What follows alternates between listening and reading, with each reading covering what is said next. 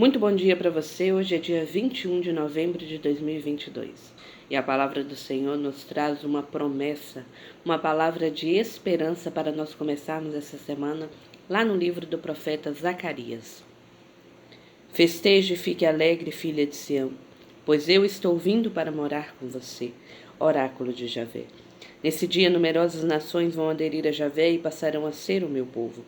Eu virei morar em seu meio, e você ficará sabendo que foi Javé dos exércitos quem me mandou a você. Javé tomará Judá como sua porção na terra santa, e tornará a escolher Jerusalém. Silêncio diante de Javé, criaturas todas, pois ele se levanta em sua morada santa. Meus irmãos, essa profecia, quando o profeta Zacarias nos traz exatamente essa palavra, é exatamente porque ele está dizendo ao povo que estava exilado, vivendo ainda na Babilônia, que se juntasse ao povo da Palestina, porque Deus novamente fazia aliança com os seus. E ele trazia justamente a esperança de dizer que esse Deus veio para todos, que ele estava disponível para todos que nele crescem, ainda que fossem de povos que eram pagãos, mas quando eles reconhecessem e professassem que nosso Senhor Jesus Cristo era o Senhor da vida deles, eles também são chamados ao banquete. E ele nos traz já uma prerrogativa, ele já nos advém sobre aquilo que aconteceria, a vinda do Messias. Desde o princípio, existem profecias que falavam exatamente sobre a primeira vinda de nosso Senhor Jesus Cristo, sobre essa luz que brilharia, sobre esse Cordeiro perfeito, sobre a salvação, a luz que ia brilhar nas trevas. E ontem nós celebramos exatamente Cristo, Rei do Universo. No nosso calendário civil, nós temos o ano, ele vai de janeiro até dezembro. No calendário litúrgico, ele se encerra com a festa de Cristo Rei. E a próxima semana, no domingo seguinte, nós já entramos no tempo do Advento, que significa tempo de espera. Nós estamos ansiosos por essa boa notícia que alegrará o nosso coração, que trará esperança àqueles que já não têm.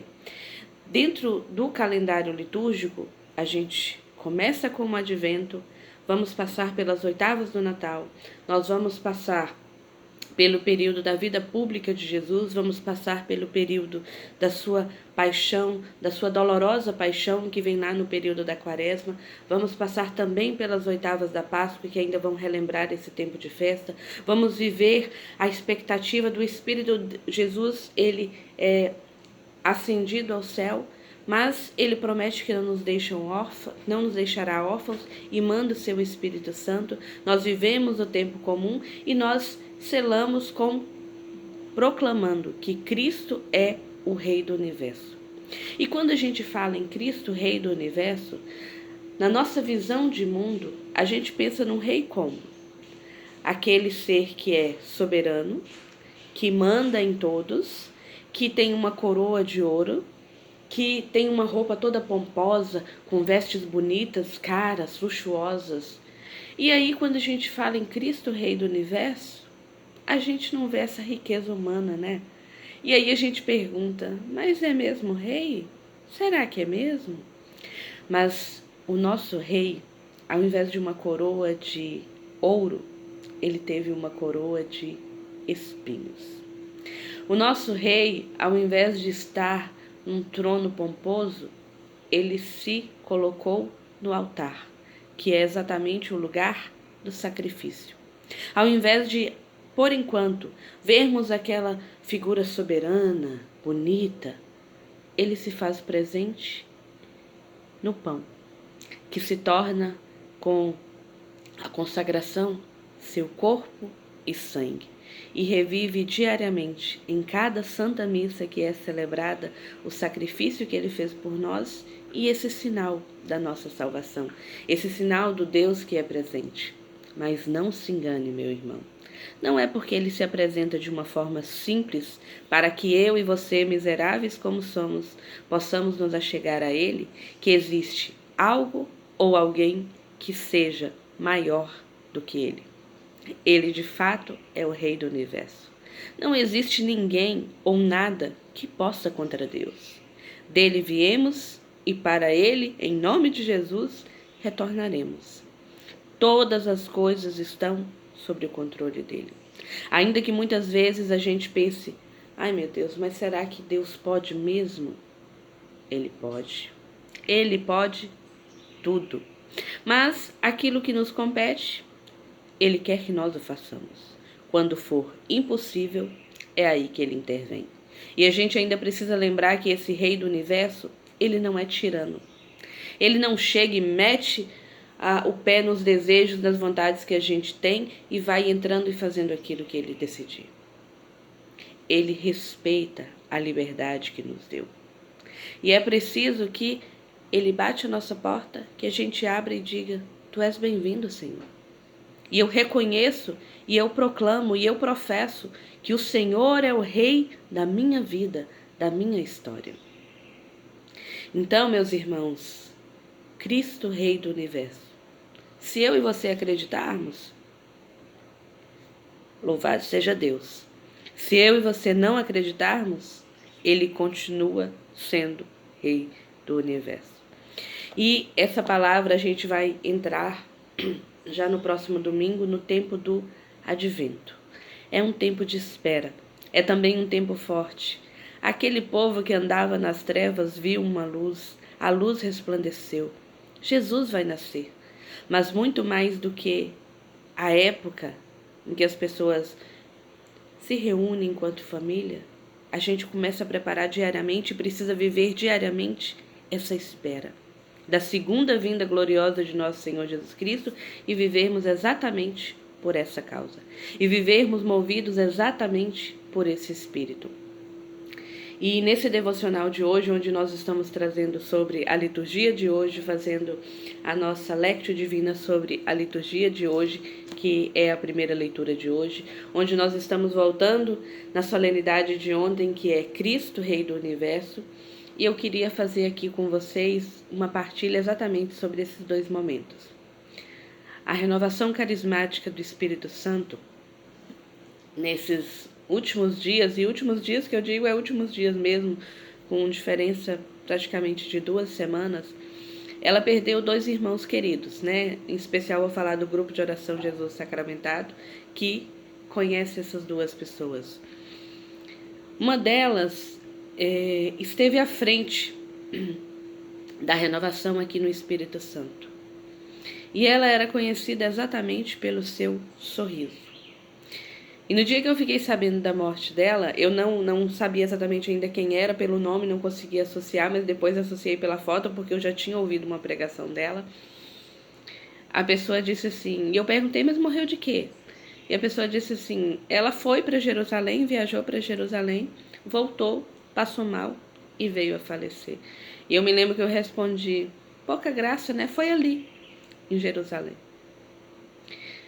Meus irmãos, é óbvio que quando a gente perde uma pessoa querida, vai doer a saudade.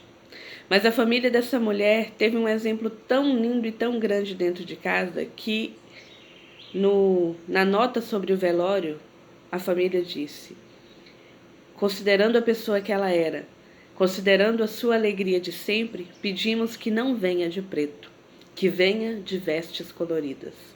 Porque essa mulher deu um testemunho tão lindo, passou por coisas tão difíceis, de um testemunho tão profundo, mas ela nunca deixou de sorrir. Exatamente porque os seus olhos estavam na luz que resplandeceu sobre as trevas. Porque os seus olhos estavam em Cristo, Rei do Universo, e desejosamente viveu diariamente o seu retorno para a casa do Pai. E a família entendeu isso porque ela provou isso com a vida. O segundo irmão a gente perdeu no dia de ontem, dia de Cristo, Rei do Universo. E ele já estava doente há um bom tempo, hospitalizado há um bom tempo. E quando veio a nota de pesar dizendo que ele tinha falecido, a única coisa que me veio na cabeça foi, ele morreu no dia de Cristo, Rei do Universo. E a passagem que o Senhor me colocava era a passagem do bom ladrão, né, conhecida como o bom ladrão, que quando Jesus estava sendo crucificado, tinha 2 malfeitores ao seu lado, uma à direita e uma à esquerda, e um deles zombava de Jesus, dizendo, se você é rei mesmo, desce daí e salva a si mesmo. Ah, rei nada. O outro dizia: não respeitas nem nesse momento? Ele está sendo crucificado junto conosco. Nós somos merecedores porque somos malfeitores, mas ele não, ele é inocente. E ele olha para Jesus e lembra-te de mim na sua morada, com toda humildade. E ali então Jesus faz uma promessa: ainda hoje estarás comigo no paraíso. E é isso que eu me lembrava para esse irmão, porque ele é um irmão que eu olhava para ele, sempre que eu olhava para ele, eu via de fato um profeta, uma pessoa que sem reservas anunciava a palavra de Deus e anunciava com autoridade, a autoridade de quem é servo de Cristo Rei. E por isso ele foi chamado em uma data exatamente dessa solenidade da igreja. E não existe coincidências, existem propósitos que Deus tem para a vida de cada um de nós. Então, em meio a essa dor da entrega, porque vai ficar a saudade, mas existe a alegria de saber que eles estão muito melhor do que nós, e eu tenho certeza disso, pelo testemunho que eles deram e pela misericórdia de Deus, que é muito maior do que os nossos pecados. Eles eram santos? Não, mas eles lutaram bravamente diariamente para que em meio às adversidades os seus olhos estivessem, para que eles estivessem a serviço de Cristo, Rei do Universo.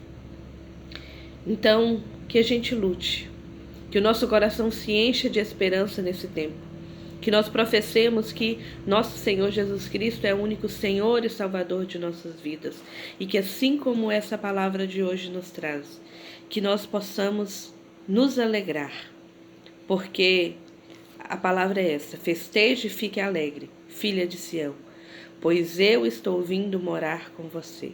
Oráculo de Javé. Então, para o seu coração que está adormecido, para o seu coração que está entristecido, para o seu coração que vai viver a saudade de quem devolveu para Deus, se alegre. Se alegre no Senhor, porque Ele prometeu que estaria conosco todos os dias, até o fim dessa jornada, para posteriormente a essa jornada, nós irmos para a Jerusalém Celeste. Que Deus abençoe o seu dia.